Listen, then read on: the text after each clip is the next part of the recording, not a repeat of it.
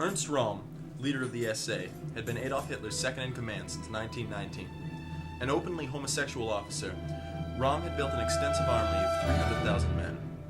In fear of Röhm's mutiny over Hitler's SS forces, Hitler ordered the execution of Ernst Röhm and all those under his leadership of a homosexual nature. In the year 1934, from June 28th to July 3rd, Hitler ordered his SS troops to complete the mass execution of Röhm and his followers. Known as the Night of the Long Knives, this period began the anti-homosexual establishment now enforced in Nazi Germany. In this time frame, over 50 men were killed and approximately 200 were arrested. Röhm was caught and killed, ending any protection homosexuals had under Hitler's rule. Now enacted were paragraphs 175, 175A, and 175B, which outlawed any homosexual behavior. With this, the closing of all gay nightclubs and bars ensued.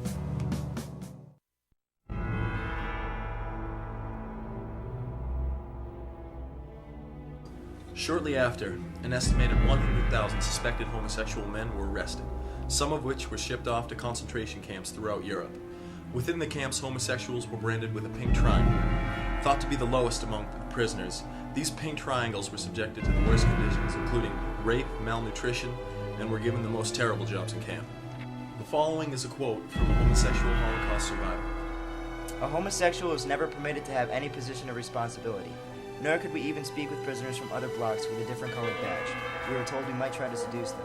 And yet, homosexuality was much more rife in the other blocks with the pink triangle than it was in our own. By the closing of World War II, an unknown number of homosexuals were killed. Little was ever reported of this side of the Holocaust until recently. This show is a memoriam of those who suffered persecution and are no longer with us.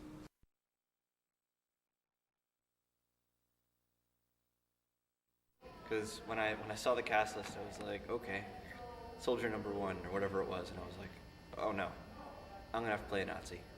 Jewish boy playing a Nazi. That's gonna be fun.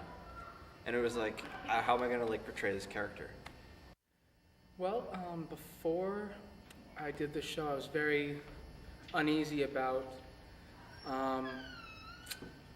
homosexuality, and I think throughout the course of the play I've been loosened up and opened up to it more, so I'm a lot more comfortable with it. I think that's quite valuable. It's definitely been intense because there's a lot of things that I didn't know about this, the homosexual aspect in the Holocaust, and to kind of get a first-hand glimpse of what it's all about. It's been enlightening to say the least. My experience in the show has been amazing. I have never done a serious show like that, and I actually thought I knew a lot about the Holocaust before I started the show, but realized that everything I knew was a lot different.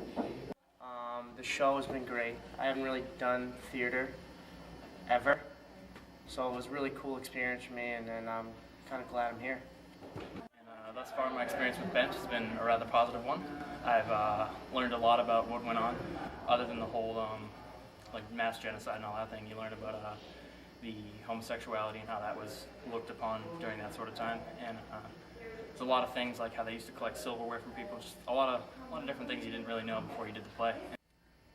There's been a lot of stressful moments, and there have been a lot of really great moments. This is an amazing cast, a great group of people, and I've had a very positive experience, and I've learned a lot more than I already thought I knew about the Holocaust and stuff like that. I've learned more about the voices that weren't heard so much.